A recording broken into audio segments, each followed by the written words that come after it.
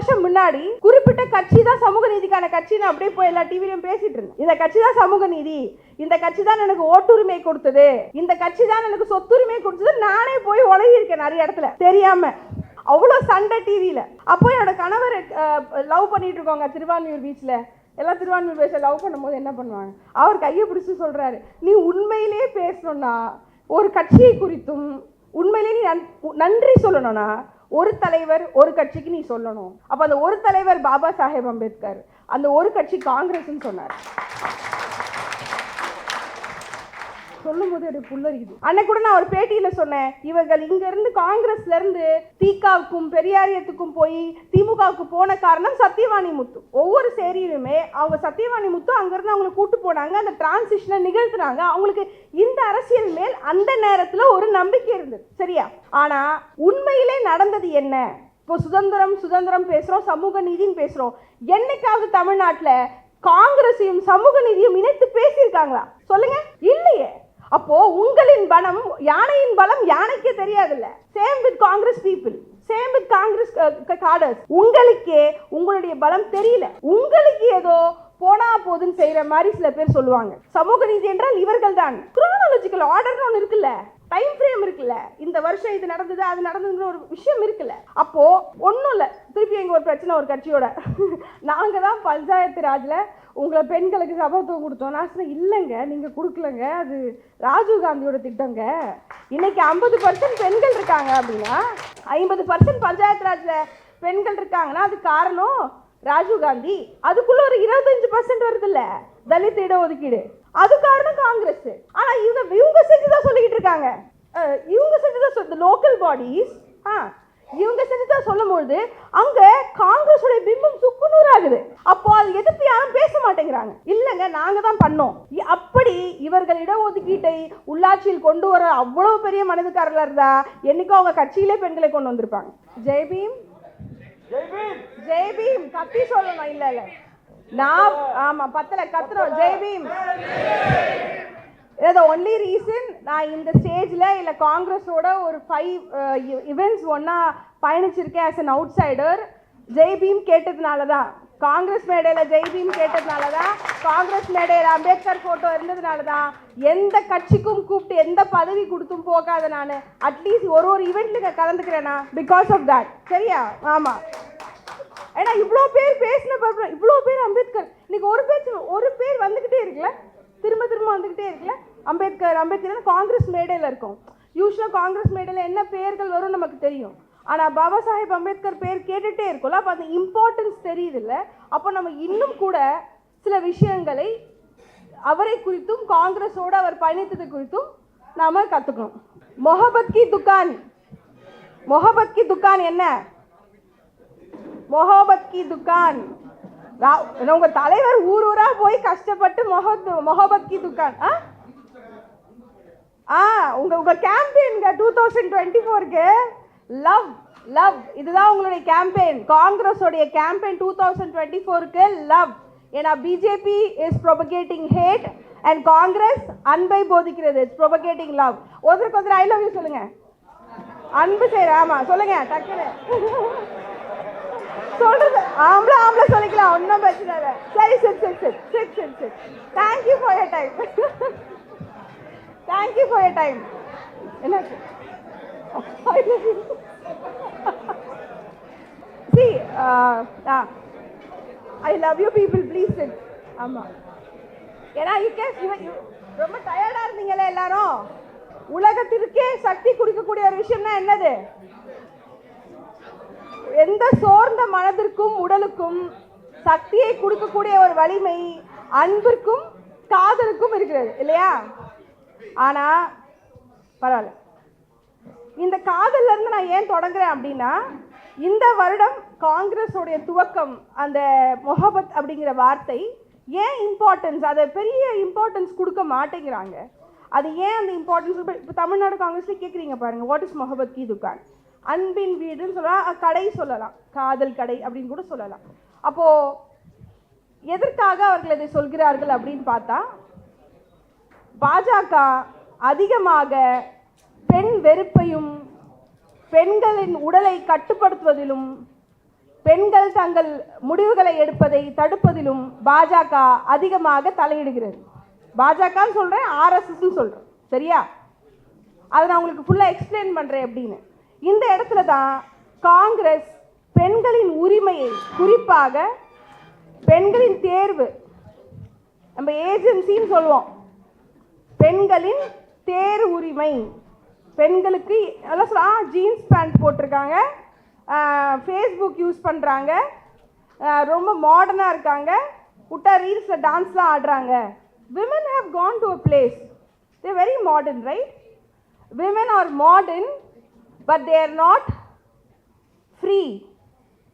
அவர்கள் சுதந்திரமாகவும் இல்லை, அவர்களிடம் ஏஜென்சி இல்லை. நான் ஏன் ஏஜென்சின்ற வார்த்தையை பயன்படுத்துகிறேன்னா, தன்னுடைய தேர்வுகளை எனக்கு பிடித்தவனே நான் கட்டிக்கணும்னு நினைக்கிறது, எனக்கு பிடித்தவனே நான் காதலிக்கணும்னு நினைக்கிறது, எனக்கு பிடித்த அந்த எல்லா தேர்வு இருக்குல்ல, எனக்கு குழந்தை வேணுமா வேணாமா, எனக்கு எந்த மாதிரி என் உடம்பை நான் பார்த்துக்கணும், என்னுடைய எல்லா வாழ்க்கை குறித்தான முடிவுகளையும் சனாதானம் எடுக்க விட்டதில்லை, பார்ப்பனியும் எடுக்க விட்டதில்லை, ஜாதி எடுக்க விட்டதில்லை, சரியா?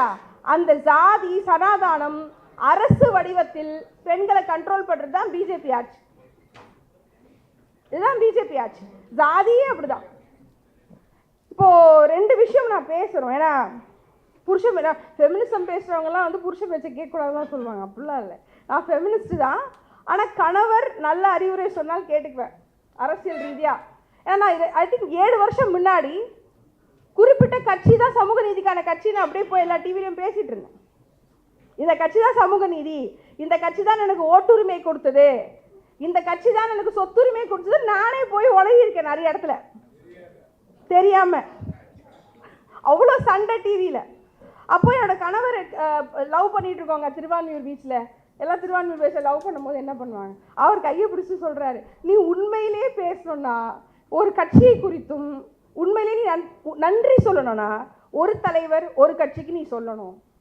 அப்போ அந்த ஒரு தலைவர் பாபா சாஹேப் அம்பேத்கர், அந்த ஒரு கட்சி காங்கிரஸ்ன்னு சொன்னார். சொல்லும் போது எனக்கு புல்லரிக்குது. I didn't have that much knowledge about Congress in 2016. In fact, achievements எதுவுமே தெரியாது. என்னுடைய முதல் அரசியல் நிகழ்வு அறிவுன்னா 8 வயசுல ராஜீவ் காந்தி அவர்களுடைய மரணம் தான் தெரியும். சேரிகளில் எல்லாருமே காங்கிரஸ் உடைய மிகப்பெரிய இதுவாக இருந்தாங்க, ஸ்ட்ரென்த்தாக இருந்தாங்க. இன்னைக்கு சென்னை சொல்கிறாங்கல்ல, சென்னை இந்த சேரி இந்த இடம் இது எல்லாமே இந்த கட்சிகளுடைய கோட்டை. ஆனால் முதலில் அது காங்கிரஸின் கோட்டையாக தான் இருந்தது. அவர்கள் ஏன் காங்கிரஸில் இருந்தாங்கன்ற ஒரு ரீசனும் இருந்தது. அன்னைக்கு கூட நான் ஒரு பேட்டியில் சொன்னேன், இவர்கள் இங்கேருந்து காங்கிரஸ்லேருந்து தீகாவுக்கும் பெரியாரியத்துக்கும் போய் திமுகவுக்கு போன காரணம் சத்தியவாணி முத்து. ஒவ்வொரு சேரியிலுமே அவங்க சத்தியவாணி முத்து அங்கேருந்து அவங்களை கூட்டு போனாங்க, அந்த டிரான்சிஷனை நிகழ்த்தினாங்க. அவங்களுக்கு இந்த அரசியல் மேல் அந்த நேரத்தில் ஒரு நம்பிக்கை இருந்தது, சரியா? ஆனால் உண்மையிலே நடந்தது என்ன? இப்போ சுதந்திரம் பேசுகிறோம், சமூக நீதின்னு பேசுகிறோம். என்னைக்காவது தமிழ்நாட்டில் காங்கிரஸையும் சமூக நீதியும் இணைத்து பேசியிருக்காங்களா? சொல்லுங்க, இல்லையே. அப்போ உங்களின் பலம், யானையின் பலம் யானைக்கே தெரியாதுல்ல. Same with Congress people, same with Congress cadres. உங்களுக்கே உங்களுடைய பலம் தெரியல, உங்களுக்கு ஏதோ போனா போதுன்னு செய்கிற மாதிரி சில பேர் சொல்லுவாங்க. சமூக நீதி என்றால் இவர்கள் தான். குரோனாலஜிக்கல் ஆர்டர்னு ஒன்று இருக்குல்ல, டைம் ஃப்ரேம் இருக்குல்ல, இந்த வருஷம் இது நடந்தது அது நடந்ததுங்கிற ஒரு விஷயம் இருக்குல்ல. அப்போது ஒன்றும் இல்லை, திருப்பி எங்கள் ஒரு பிரச்சனை ஒரு கட்சியோட, நாங்கள் தான் பஞ்சாயத்து ராஜில் உங்களை பெண்களுக்கு சபத்துவம் கொடுத்தோம். நான் சொன்னேன், இல்லைங்க நீங்கள் கொடுக்கலங்க, அது ராஜீவ் காந்தியோட திட்டங்க. இன்னைக்கு 50% பெண்கள் இருக்காங்க அப்படின்னா, 50% பஞ்சாயத்து ராஜில் பெண்கள் இருக்காங்கன்னா அது காரணம் ராஜீவ் காந்தி. அதுக்குள்ள ஒரு 25% வருது இல்லை தலித் இட ஒதுக்கீடு, அது காரணம் காங்கிரஸ். ஆனால் இவங்க செஞ்சுதான் சொல்லிக்கிட்டு இருக்காங்க, இவங்க செஞ்சுதான் லோக்கல் பாடிஸ் இவங்க செஞ்சுதான் சொல்லும்போது அங்கே காங்கிரஸோட பிம்பம் சுக்குநூறு ஆகுது. அப்போ அது எதிர்த்து யாரும் பேச மாட்டேங்கிறாங்க. இல்லைங்க நாங்கள் தான் பண்ணோம். அப்படி இவர்கள் இடஒதுக்கீட்டை உள்ளாட்சியில் கொண்டு வர அவ்வளோ பெரிய மனதுக்காரர்களாக இருந்தால் என்னைக்கோ அவங்க கட்சியிலே பெண்களை கொண்டு வந்திருப்பாங்க. இன்னைக்கு அதிகப்படியான பெண் செயற்பாட்டாளர்கள், தொண்டர்கள், ஒரு பதவியில் இருக்கிறவங்க அப்படின்னு பார்த்தா அது காங்கிரஸ் கட்சி மட்டும்தான், இல்லையா? That's the truth. My husband says it's a very safest party. He said it's a very safest party for women, minorities and Dalits. That's what he said. I'm not lying. அப்போ கூட நான் அந்த கட்சி மேலே பயங்கர இதுவாக இருந்தேன். சரி, ஒரு விஷயம் நம்ம பார்க்கணும். நம்ம சுதந்திரம் எப்பவுமே காங்கிரஸை வந்து தமிழகத்தில் ஒரு சுதந்திரத்துக்கான ஒரு கட்சியாக தான் பார்த்துட்டாங்க. சுதந்திர போராட்ட கட்சி அப்படிதான். இன்னும் அந்த காங்கிரஸோடைய பெருமைகளை பேசும்பொழுது சுதந்திரத்துக்காக போராடினவர்கள் திருப்பி வஉசிலேருந்தே வருவாங்க. காங்கிரஸோட ஹிஸ்டரி எப்படி தெரியுமா?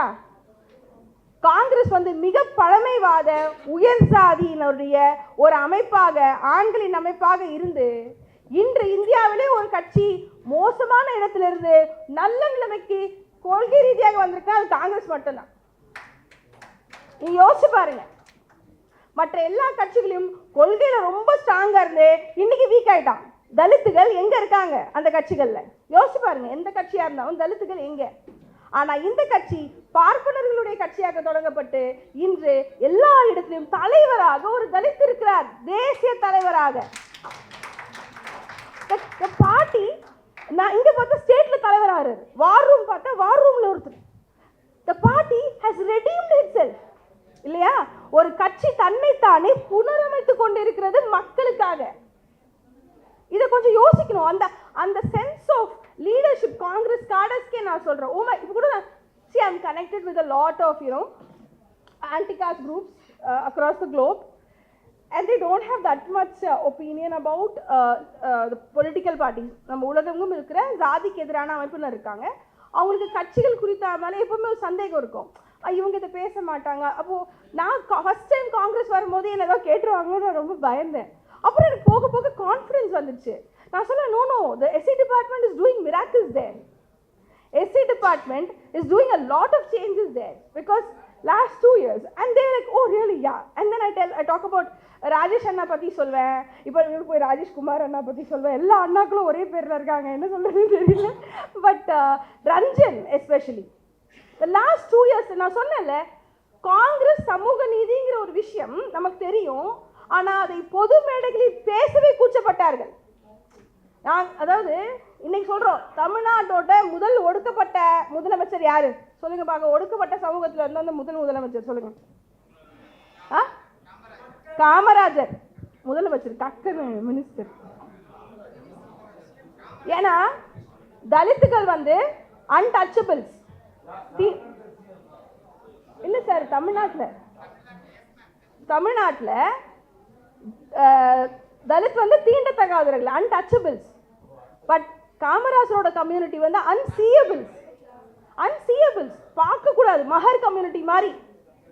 ஆனால் அந்த சமூகத்திலிருந்து ஒரு மனிதரை முதலமைச்சராக கொண்டு வராங்கும் பொழுது காங்கிரஸ் தானே கொண்டு வந்துச்சு. பெரியார் யாருக்கு சப்போர்ட் பண்ணாரு? பெரியார் யாருக்காக பிரச்சாரம் செய்தார்? காமராஜருக்காக செஞ்சார். எவ்வளோ ஒரு பியூட்டிஃபுல்லான விஷயம் பாருங்க. அவர் எத்தனை காங்கிரஸை வெறுத்தாலும், ஒரு தேசியம் என்ற கான்செப்ட் அவருக்கு பிடிக்கலனாலும், அந்த நேரத்தில் அவருக்கு தெரியுது சரியானது பண்ணும்போது சரியான சப்போர்ட்டை கொடுத்துடும்.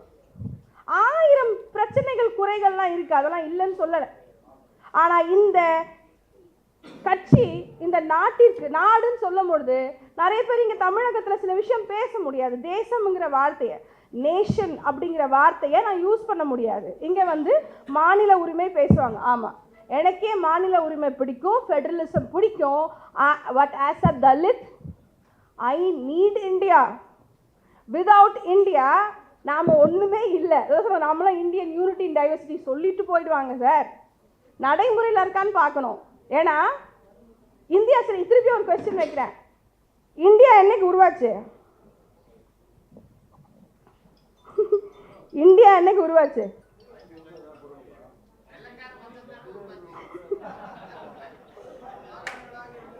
That's actually almost correct. Yeah.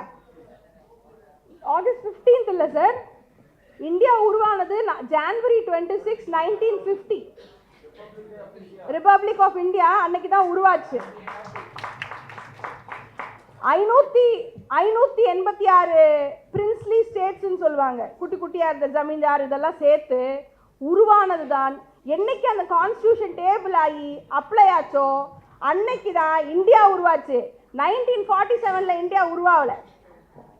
அந்த கான்ஸ்டியூஷன் என்ன சொல்லுதுன்னா, அது வரைக்கும் இந்தியா என்ன, அது வரைக்கும் இந்தியா பல ஜாதி, பல மதம், எல்லா மொழி, டைவர்சிட்டி தான் சொல்லுவாங்க. ஆனால் இதெல்லாம் நமக்கு பிரச்சனையாகவும் இருக்கும். Diversity is good, but diversity is also a problem because of the differences. There's always rioting happen here. இந்த மொழிக்காரன் இந்த மொழி அடிப்பான், இவன் வடநாட்டுக்காரன் இங்கே வரக்கூடாதுன்னு சொல்லுவான், இவன் அங்கே போகக்கூடாதுன்னு சொல்லுவான். பிரச்சனைகள் நிறைய வரும். அப்போ அந்த பிரச்சனைகளை இன்னொன்று இருக்கு. 1000 தான் இந்தியா வந்து பிரிஞ்சிருந்தாலும் பிஸ்கெட்டுக்கு 5 நிமிஷம் முக்கியமான பாயிண்ட் பேச வரும். அவர் பேசுகிற மாதிரி சொல்லுவாங்க. சரி சாப்பிடுங்க, பசியில் இருக்கீங்க சாப்பிடுங்கள. மனுஷன் வயிறு தான் முக்கியம். முதல்ல சாப்பிடுங்க, ஜாலியாக இருங்க. அதுக்கு தானே இவ்வளோ தலைவர்களும் பாடுபட்டது இல்லை? நேரு எதுக்கு பாடுபட்டார்? இந்திரா காந்தி எதுக்கு பாடுபட்டாங்க? அப்போது இந்தியா என்னதான் விதவிதமாக இருந்தாலும் இந்தியாவை ஒன்றிணைக்கும் சக்தி எது சொல்லுங்க பார்ப்போம்? அரசியலமைப்பு சட்டத்துக்கு முன்னாடி இருந்தே கூட இந்தியாவை ஒன்றிணைக்கும் சக்தி வந்து ஜாதி வெறி. India is united by caste throughout. நீ எங்கே போனாலும் நீ அன்டச்சபிள் தான். நான் தமிழ்நாட்டில் இருக்கேன்ல, நான் காஷ்மீர் போனால் விட்டுருவாங்களா? அங்கே நான் வால்மீகின்னு தானே நீ சொல்கிற. எங்கே போனாலும் நான் அன்டச்சபிள் தான். அப்போது இந்தியா ஜாதின்ற ஒரு கோடால் இணைக்கப்பட்டிருக்கு. அப்போது ஜாதியை ஒழிக்க முடியாது. அம்பேத்கர் இடத்துல சொல்லுவார், it has to be manage, caste has to be administrate. அதனால தான் கேட்பாங்க, ஐயோ கான்ஸ்டியூஷனில் எதுக்கு வந்து ஜாதியை ஒழிக்கல, அதை எரிச்சிருவோம். தீண்டாமே ஒழிச்சிருப்பாரு. ஜாதி ஏன் கான்ஸ்டியூஷனில் ஒழிக்கப்படல சொல்லுங்க பார்ப்போம். கான்ஸ்டியூஷனில் why the constitution does not say caste is eradicated in India? Because ஜாதி இல்லைன்னா உங்களுக்கு கிடைக்கக்கூடிய எல்லா கான்ஸ்டியூஷனல் ரெமெடி, இடஒதுக்கீட்டிலிருந்து, பிரதிநிதித்துவத்திலிருந்து, வேலை வாய்ப்புலேருந்து, பஞ்சாயத்து ராஜ்லேருந்து எதுவுமே கிடைக்காது. So Ambedkar was very futuristic. இங்கே தீண்டாமை வேணால் ஒழிக்கப்படலாமே தவிர ஜாதி ஒழியாது அப்படிங்கிற ஒரு கிளாஸ் அங்கேருந்து இருக்காரு. அப்போது இந்தியாங்கிற ஒரு நேஷன் எனக்கு முக்கியம் அப்படிங்கும்பொழுது நம்ம அதோட போயிட்டு இருக்கலாம். ஓகே, இந்தியாங்கிற நேஷன் எல்லாம் ஒன்றா சேர்த்தாரு, பட்டேல்லாம் ஒன்றா சேர்த்தாரு. பட் அகெயின் கிறிஸ்டோபர் இங்கன்னு சொன்னார்ல, ஜனநாயகம் எப்பொழுதுமே நல்லது கிடையாது. திருப்பி இங்கே ஜனநாயகம்ங்கிறாங்க. அம்பேத்கர் சொல்கிறாரு, democracy in India is a failure, it's a failure. அதாவது இந்தியாவில் ஜனநாயகம் தோல்வி அடையும். ஏனென்றால் இந்தியாவின் ஜனநாயகம் பெரும்பான்மையினர் இருக்கிறவங்கள மைனாரிட்டியை ஒடுக்க தான் யூஸ் பண்ணணும்னு சொல்கிறார் அம்பேத்கர். அப்போ அவர் என்ன சொல்கிறார், எனக்கு ரிப்பப்ளிக் வேணும். அப்போது அதற்கு யார் துணை புரிகிறாங்கன்னா, நேரு துணை புரிகிறார். சில விஷயங்கள் இருக்கு. India belongs to Ambedkar, Nehru. That's more important. ஏன்னா நேரு சந்தித்த பிரச்சனைகள் இருக்கு. அவர் ஒரு ஜாதியில் பிறந்துட்டார், சரியா? அவர் ஒரு ஜாதி. இன்னும் கூட நேரு மேலே எவ்வளோ வெறுப்புகள் உமிழப்படுதில்லை. இன்னைக்கு வரைக்கும் 2 தலைவர்கள் மேலே வெறுப்பு உமிழப்படுதில்லை. ஒன்று உயர் ஜாதியில் பிறந்த நேரு, இன்னொன்று தலித் மகராக பிறந்த அம்பேத்கர். அப்போ என்ன கனெக்டிங் பாயிண்ட்டு? எங்கே கனெக்ட் பாயிண்ட் ஆகுதுன்னா, இவர்கள் கோட்பாட்டு ரீதியாக 2000 வருஷமாக இருந்த பெண்ணடிமைத்தனத்தை உடைத்தார்கள். இங்கே ஃப்ரீடம் சுதந்திரம் ஆகஸ்ட் 15 சுதந்திரம் முடிஞ்சிருச்சா? கையில் கிடைச்சிருச்சா? சுதந்திரம் என்பது ஒரு விஷயம் கிடையாது, பல விஷயம். ஆனால் இந்தியாவின் மிகப்பெரிய சுதந்திர போராட்டம் வெள்ளையனுக்கு எதிரான போராட்டம் இல்லை. வெள்ளையனுக்கு எதிரான போராட்டம் ஸ்வராஜ்யத்துக்கான போராட்டம். எனக்கு ஆட்சி கொடுத்துட்டு நீ போன்னு சொன்னாங்க, அவ்வளோதான். ஆனால் இந்தியாவின் மிகப்பெரிய போராட்டம் சிவில் உரிமைகளுக்கான போராட்டம். அந்த உரிமையை தலித் தலைவர்கள் தான் முன்னெடுத்தாங்க. சாவித்ரிபாய்ன்னு எல்லாம் சொன்னாங்கல்ல, அவர்கள் வந்து சுதந்திர போராட்டத்துக்கு போகல. ஆனால் என்னுடைய மாண்புக்காக, கல்விக்காக இவங்க போராடுறாங்க. அப்போது இந்த சுதந்திரம் நமக்கு எப்போ கிடச்சிது அப்படின்னா, ஆல்மோஸ்ட் ஹிந்து கோட் பில்னு ஒன்று இருக்குல்ல, இந்து சட்ட மசோதா, நிறைய பேருக்கு தெரிஞ்சிருக்காது. அந்த இந்து சட்ட மசோதா இல்லை என்றால் இந்தியாவுடைய பெண்களுடைய நிலைமையே இங்கே கிடையாது. நாங்கள் என்றோ கொன்று அழிக்கப்பட்டிருப்போம், தலித்துகள் மாதிரி தான். கான்ஸ்டியூஷன் இல்லைன்னா அப்படிதான். அந்த இந்து சட்ட மசோதாவுடைய பிரச்சனை என்ன? இந்தியாவின் மிகப்பெரிய சிவில் உரிமை போராட்டம் இந்து மக்கள் என்ன சொல்லுங்க, ஒரு 4 பாயிண்ட் சொல்லுங்க. இந்து சட்ட மசோதாவில் என்ன இருந்துச்சுன்னு?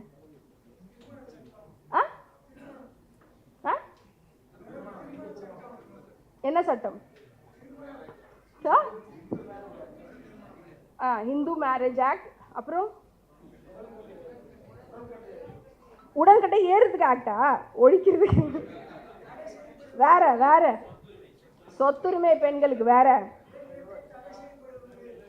வேற குழந்தை திருமணம் சட்டப்பூர்வமாக ஒழிப்பது, பெண்களை கடத்துவது, டிராஃபிக்கிங் அதிகமாக இருந்துச்சு, பெண்கள் ஆன்டி டிராஃபிக்கிங் லாஸ், வரதட்சணை ஒழிப்பு, கன்சென்ட் டு செக்ஸ். இன்னைக்கு கன்சென்ட்னு பேசுறாங்கல்ல, மேரிட்டல் ரேப் நடக்குது, கன்சென்ட்ன்ற வார்த்தையை பெண்கள் நாங்கள் இப்போ பெண்ணியவாதிகள் அதிகமாக உபயோகிக்கிறோம். அது அம்பேத்கர் 40களிலே கன்சென்ட்ங்கிற ஒரு விஷயத்தை கொண்டு வராரு இந்து சட்ட மசோதாவில். அதே மாதிரி 30க்கும் மேற்பட்ட பெண்கள் வேலை பார்க்கும் இடத்தில் ஒரு கழிவறை வேணும், இதெல்லாம் வருது. அதில் இன்டர்காஸ்ட் மேரேஜை லீகல் பண்ணுறாங்க. ஜாதி மறுப்பு திருமணத்தை லீகலாக செய்கிறது இதுதான். இதெல்லாம் ஏன் அவர் செய்யணும்? அவர் பாட்டு முதல் சட்ட அமைச்சர் ஆனார். இன்ஃபேக்ட் அவர் காங்கிரஸ் கூட இல்லை. இந்த இடத்துல நம்ம திரும்பியும் காங்கிரஸ் ஏன் நினைக்கிறோன்னா, அவர் ஆப்போசிஷனில் இருக்கார். Ambedkar was an opposition, but Nehru adapted him இந்த மினிஸ்டர் திங். அவருக்கு மினிஸ்டர் கூப்பிட்டு வாங்க நீங்கள் ஃபர்ஸ்ட் லா மினிஸ்டர் ஆகுங்கிறாரு. அப்போது அந்த இடத்துல நேருக்கு தெரியுதுல்ல இந்த ஆள் கரெக்டாக இருப்பாருன்னு. அப்போ அது காங்கிரஸ் தானே செஞ்சுது, காங்கிரஸ் செய்யுதில்ல. அதனால தானே கான்ஸ்டியூஷன் ஃப்ரேம் பண்ணுற வரைக்கும் நம்மக்கிட்ட வருது. அப்போ அந்த இந்து சட்ட மசோதா என்ன பண்ணுதுன்னா, இந்த நாட்டோட ஆர்எஸ்எஸ்ன்னு சொல்கிறாங்கல்ல, இந்த ஜாதி, ஆர்எஸ்எஸ், பாஜக, இது எல்லாமே பெண்கள் வெறுப்பு அரசியல் தான். ஜாதியே, பார்ப்பனியமே, பெண் வெறுப்பு, பெண் அடிமைத்தனம். ஏன் பெண்கள் வேலைக்கு போகக்கூடாது? ஒன்றும் இல்லை, எல்லாத்தையும் தூக்கிட்டு வந்து பெண்ணோட கர்ப்பப்பையில் வச்சுருப்பான். எல்லாத்தையும் தூக்கிட்டு வந்து பெண்ணோட கர்ப்பப்பையில் வச்சுருப்பான், குடும்பத்தோட மானம். ஏன்னா வேறு வேறு வேறு ஜாதி ஒன்றா கலக்கும் பொழுது காஸ்ட் பியூரிட்டி போயிடும். ஒரே ஜாதியை சேர்ந்தவர்கள் திருமணம் செய்யும் பொழுது தான் ஜாதி அமைப்பு வாழும். அப்போ பெண் நினைத்தால் அந்த பெண்ணு தான் ஜாதியை ஒழிக்க முடியும். அதுக்கு என்ன பண்ணணும்? To fall in love, to get married who she wants to marry, to give birth to a child with no caste. இதை தடுப்பதற்காகத்தான் அத்தனை பெண்ணடிமைத்தன மனு சாஸ்திரத்தில் இருந்துச்சு. இந்து சட்ட மசோதா அனைத்தையும் உடைச்சிருச்சு. பட் பாஸ் ஆகலை. உடனே சொல்லுவாங்க நேரு பாஸ் ஆக விடல. some people will say, but Nehru tried his best. But நீங்கள் அந்த காலத்தில் ராஷ்ட்ரிய ஜனசங்கு, ஹிந்து மகாசபா இப்போ சொல்லுவாங்கள்ல, இவங்களாம் எவ்வளோ தடுக்கிறாங்க. ஐயோ குடும்பம் கெட்டுறோம், நாடு கெட்டுறோம், அது கெட்டுறோம், இது கெட்டுறோம். ஆனால் அம்பேத்கர் சொல்கிறாரு, பெண் விடுதலையே ஜாதிய விடுதலை, பெண் விடுதலை தான் ஜாதியை அழிக்க முடியும் அப்படின்னு சொல்லி ரிசைன் பண்ணிட்டாரு. வேணாங்க, முதல் சட்ட அமைச்சர் எனக்கு இந்த வேலை வேணாங்கிறாரு. ஆனால் அவர் இறந்ததற்கு பின்னே கொஞ்சம் கொஞ்சமாக காங்கிரஸ் ஒவ்வொரு சட்டத்தையும் சட்டமாக மாற்றியது. இப்போ குறிப்பாக சொல்லணும்னா, இந்திரா காந்தி கொண்டு வந்த மெட்டர்னிட்டி டெர்மினேஷன் பில், எம்டிபி சட்டம், அபார்ஷன். இன்னைக்கு யூஎஸ்லலாம் வந்து மெடிக்கல் அபார்ஷன் வந்து சண்டை போட்டுட்ருக்காங்க. 70s காங்கிரஸ் கொண்டு வந்துச்சு. Because Indira Gandhi had a vision, she knew about the. இன்னைக்கு கூட இந்திரா காந்தியை கிண்டல் பண்ணணும்னா, பாஜக கையில் எடுத்த ஆயுதம் இந்திரா காந்தியோடைய பர்சனல் லைஃபை புக் எழுத வச்சாங்க. அவங்களோட பிஏலாம் வச்சு இந்திரா காந்தியை பற்றி கசமுசாவாக ஏதாவது எழுதுங்க. இன்று வரைக்கும் அவங்க கேரக்டர் கேள்வி கேட்டுகிட்டே இருக்காங்க. But as a woman, Indira Gandhi knew what is more important for women in this country. Rajiv Gandhi too. அப்போது நமக்கே இந்திரா காந்தி இது பண்ணியிருக்காங்கன்னு தெரியலல்ல, நமக்கே இந்த பஞ்சாயத்து ராஜ் வந்ததுன்னு தெரியாதுல்ல. நமக்கு இதுவுமே தெரியாமல் சமூக நீதி இது எல்லாமே இங்கே இருக்கக்கூடிய ஏதோ ஒரு கட்சி தான் நமக்கு கொடுக்காமலாம் இல்லை. இங்கே இருக்கிற திராவிட கட்சிகளும் நம்மளுக்கு செஞ்சுருக்காங்க. ஆனால் இதையெல்லாம் மத்திய இடத்துல சட்டமாக்காமல் போயிருந்தால் இன்று நமக்கு இது கிடைக்குமா? இன்றைக்கி நம்ம SC/ST பிளான் பேசுகிறோம்ல, 16,000 கோடி 11,000 கோடி தலித்துகளுக்கு செலவு பண்ணாமல் திருப்பி கொடுத்துட்டாங்கன்னு சொல்கிறாங்கல்ல, அது எங்கேருந்து வருது? சென்ட்ரல் கவர்மெண்ட்லேருந்து வருது தானே? காங்கிரஸ் கொண்டு வந்த திட்டம் தானே? காங்கிரஸ் கொண்டு வந்த ஒரு திட்டம் தானே, prohibition of manual scavenging act. இல்லை, யார் கொண்டு வந்த திட்டம்? யாருங்க? காங்கிரஸுங்க. அது மாதிரி பெண்களுக்கான எல்லா ஒரு ஃபேமிலி பிளானிங்ல இருந்து எல்லா விஷயத்தையுமே காங்கிரஸ் கொண்டு வந்திருக்கு. அப்போ காங்கிரஸ் எதுக்கு நீங்க அதை சொல்லிக்கிறதுக்கே வெட்கப்படுறீங்க? அதை சொல்வதற்கு எதுக்கு வெட்கப்படணும்? அதை தெரியாமல் எப்படி இருக்கணும்? இல்ல, அது ஒரு பிரச்சனை இருக்குல்ல இங்க. அப்போ யாரோ ஒருத்தர் நாங்க தான் ஓட்டுரிமை கொடுத்தோம், நாங்க தான் இது கொடுத்தோம்னு சொல்லும் போது நீங்க எப்படி வேடிக்கை பார்த்து கை தட்டுறீங்கல்ல? You should know what your party has achieved. And நீங்க பலமா பேசணும்ல அது குறித்து. அப்போ பாஜகவோட அரசியல் வந்து நான் சொன்ன மாதிரி அவர் சொன்னார்ல, இந்து முஸ்லிம் அரசியலே கிடையாது, அது ஒரு டைவர்ஷன். அவனுடைய அரசியல் ஜாதியை பாதுகாக்க வேண்டும், பெண்களை ஒடுக்க வேண்டும். இப்போ என்னெல்லாம் கொண்டு வந்திருக்காங்க? உத்தரப்பிரதேசில் ஒரு புது சட்டம் கொண்டு வந்தாங்களே, என்ன கொண்டு வந்தாங்க? உத்தரப்பிரதேசில் இப்போ புதுசா லிவ் இன் ரிலேஷன்ஷிப்பை ரெஜிஸ்டர் பண்ணணும். அது காதலுக்கும் பெண்களுக்கும் எதிரான ஒரு சட்டம். வேற ரோமியோ ஸ்குவாட் தெரியுமா? யூபியில் ரோமியோ ஸ்குவாட். காதலர் எங்கே இருந்தால் காதலரை போய் அடிப்பாங்க, போலீஸில் போட்டு ஐபிசியில் உள்ளே போட்டுருவாங்க. Romeo squad. இது பெண்களுக்கும் ஆண்களுக்கும் காதலுக்கும் எதிரான ஜாதிக்கு ஆதரவான ஒரு சட்டம். இந்த மாதிரி பிஜேபி கிட்டத்தட்ட பல காலமாகவே பெண்களின் உடலையும் உரிமையும் எல்லாற்றுமே ஒடுக்க பார்க்குது. அது பல சட்டங்களாக இப்போ இருக்கு. அப்போ பெண் உரிமையை பேசாம வெறும் ஜாதி ஒழிப்பு மட்டும் பேசி என்ன பயன்? என்ன பயன்? இல்லை, எத்தனை பேர் பெண்களை பற்றி பேசுறீங்க? உங்களுடைய நானும் பார்க்குறேன், எவ்வளோ தலித்துகள் பேசுறாங்க. ஆனால் தலித்தியம் பேசுபவர்கள் பெண்ணியம் பேசாதவர்களாக இருக்கிறாங்க. நான் ஏன் அம்பேத்கரையும் நேருவும் சொன்னனோ, நேருவும் 1947 வெள்ளக்கார விட்டு போறப்போ பஞ்சம், பணம் இல்லை, கஜானா காலி. நேரு எவ்வளோ விஷயம் பண்ணலாம்ல. நேரு அதை டெவலப்மெண்ட் ஆக்டிவிட்டிஸ் போறாரு, இண்டஸ்ட்ரீஸ் கொண்டு வர எல்லாம் பண்றாரு. அம்பேத்கருக்கு சம உரிமைக்கு போராடணும். ஆனால் ஏன் ரெண்டு பேரும் பெண்களை பற்றி சிந்தித்தார்கள்? பெண்களுடைய உரிமைகள் குறித்து சிந்திக்கிறாங்கல்ல. அப்போ அவர்கள் பெண்ணியவாதிகளாக இருக்காங்கல்ல. அப்போ நாம இருக்கணும்ல. அப்போ நாம ஏன் இல்லை? இது மாதிரியான விஷயங்கள் தான் நம்ம யோசிக்க வேண்டியிருக்கு. சரியா? எனக்கு இன்னும் 1/2 ஹவருக்கு பேச இருக்கு, ஆனால் டைம் இல்லைங்கிறதுனால நம்ம முடிஞ்ச பேருக்கு வெளியே கூட அப்பப்போ பார்த்து 5 பேருக்கு பேசிக்கலாம். சரியா? ஸோ பாஜக பெண் வெறுப்பு அரசியல் செய்கிறது, பெண்களுக்கு எதிரான அரசியல் செய்கிறது. அவங்க எப்படி தெரியுமா இருக்கணும்? பாகிஸ்தானில் போய் சண்டை போட்டு வானா உடனே ஒரு கத்தி எடுத்துட்டு போய் சண்டை போட்டு வந்துடணும். பிஜேபி விரும்பும் பெண்கள்லாம் அப்படிதான்.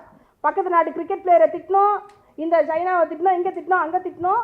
ஆனால் தங்க ஆண்கள் என்ன பண்ணாலும் பொறுத்துக்கணும் அப்படிங்கிறது தான் பாஜக பெண்களை ஒரு கேடயமாக பயன்படுத்தும். தவிர பாஜக பெண்களுக்கான சம உரிமை என்றைக்குமே கொடுக்காது. என்னைக்காவது பாஜக தலைவராக ஒரு பெண் வர முடியுமா? முடியாது. அவங்க பிரம்மச்சரியத்தை விரும்புகிறவர்கள், அதனால தான் அவங்களுக்கு அன்பு பிடிக்காது. பிரம்மச்சரியம் எதனால கடைபிடிக்கப்படுறது உங்களுக்கு தெரியாது. ஒரு பெண் வெறுப்பிலிருந்து வர ஒரு இடம் தான், அதுவும் பார்ப்பனியம் தான்.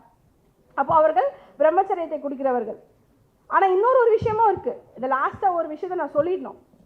நான் திரௌபதி முர்மு குத்து பேசும்பொழுது ஐ திங்க் இந்த ஹோல் சேஞ்ச் இருக்குல்ல காங்கிரஸில், இந்த தலித்துகள் உள்ள வருது, தலித் அரசியல்லாம் பிஜேபி செய்யக்கூடிய நாடகம் இருக்குல்ல, அவர் சொன்னார் நாடகங்கள்னு. அந்த நாடகங்கள் நல்லதுன்னு நான் நினைக்கிறேன். அவன் அந்த நாடகத்தை செய்கிறதால நம்ம இங்கே மாற்றத்தை உண்மையிலே கொண்டு வரோம். ஸோ ஒரு கவுண்டர் கொடுக்குறோம்ல, நீ பொய்யா பேச நான் உண்மையாக சொல்கிறேன் இருக்குல்ல. ஏன்னா ஒரு பக்கம் திரௌபதி முர்மு, ஒரு பக்கம் Yashwant Sinha. So we also, Congress also has to re-examine itself. ஆனால் Tamil Nadu Congress or Delhi Congress SC department mind blown. அவர்கள் வந்து எனக்கு they give me so much trust. In fact Ranjan பற்றி சொல்லாமல் இருக்கவே முடியாது. ஏன்னா ரஞ்சன் எனக்கு தெரியாது, கிட்டத்தட்ட 1 வருஷமாக தான் தெரியும். என்னமோ இப்போ ஆக்டிவிஸ்ட் மாதிரி இந்த ஊரில் சண்டை, அந்த ஊரில் சண்டை அப்படின்னா ஓடி போய் உடனே நாங்குநேரியில், திருநெல்வேலியில் அவ்வளோ பிரச்சனைக்கு மத்தியில் அரசியல் செயல்பாடுகள் பாதிக்கப்படுன்றது கூட மறந்து டக்கு டக்குன்னு போய் நிற்கிறாப்புலாங்க மனுஷங்களுக்கு ஹெல்ப் பண்ணுறதுக்கு. இதை விட ஒரு அரசியல் கட்சி என்ன பெருசாக செஞ்சிட முடியும்? தேர்தல் வெற்றி கூட செய்ய முடியாது. மக்களோட மக்களாக நிற்கிறீங்கள, இதை தான் யோசிப்பான். அந்த காலத்தில் இளைய பெருமாளும் கக்கனும் காமராஜரும் இதை தான் செய்தார்கள். நீங்கள் அதை செய்தால் மட்டும்தான் காங்கிரஸ் தமிழ்நாட்டில் மீண்டும் பலம் பெறும்.